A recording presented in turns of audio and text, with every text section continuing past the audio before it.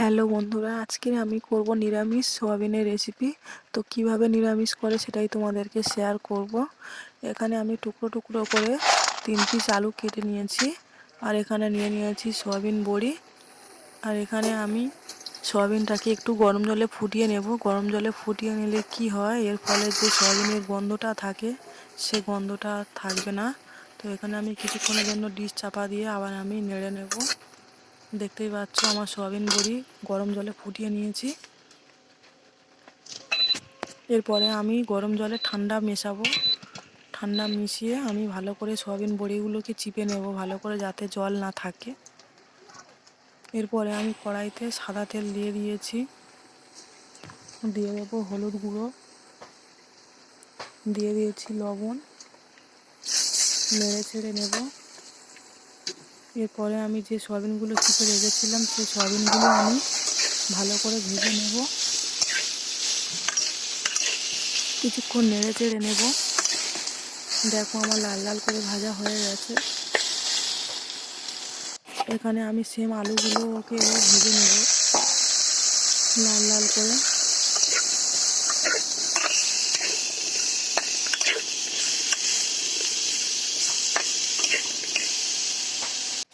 এখানে দেখো আমার আলুগুলো ভাজা হয়ে গেছে। আলুগুলোকে নামিয়ে নেব।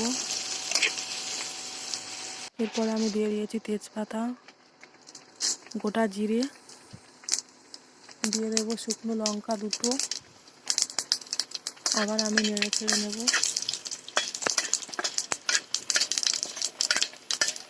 ভালো করে ভেজে নিতে হবে।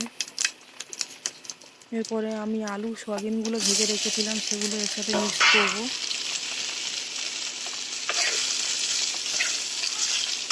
কিছুক্ষণ আমি কষে নেব।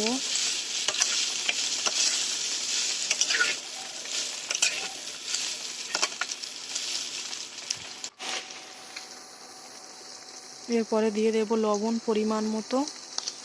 তোমরা তোমাদের পরিমাণ মতো লবণ দেবে। এখানে আমি দিয়ে দিয়েছি হলুদ গুঁড়ো, দিয়ে দেবো লঙ্কার গুঁড়ো,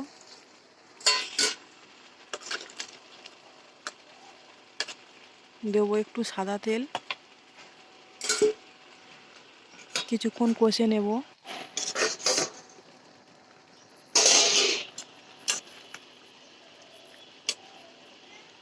দেখো আমি কষে নিয়েছি ভালো করে, যত কষবে তত ভালো লাগবে তরকারি। আর এখানে আমি গরম জল করে রেখেছিলাম, সেই গরম জলটা তরকারির মধ্যে দিয়ে দেব। গরম জল দিলে কি হয়, তরকারির স্বাদটা ভালো লাগে খেতে। তার জন্য তোমরা তোমাদের পরিমাণ মতো জল দিয়ে দেবে। এখানে আমি চাপা দেব কিছুক্ষণের জন্য। তো আবার আমি কিছুক্ষণ পরে খুলে নেব। দেখো যেহেতু এখন আমার ঝোল আছে, মাখা মাখা করব, তার জন্য আলুও এখনও ঠিক সেদ্ধ হয়নি, একটু বাকি আছে। আবার আমি চাপা দিয়ে দেব কিছুক্ষণের জন্য।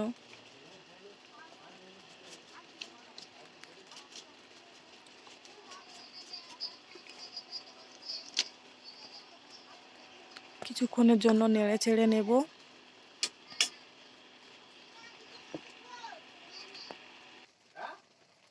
তরকারির ফ্লেভারটা কত সুন্দর হয়েছে দেখতেই পাচ্ছ।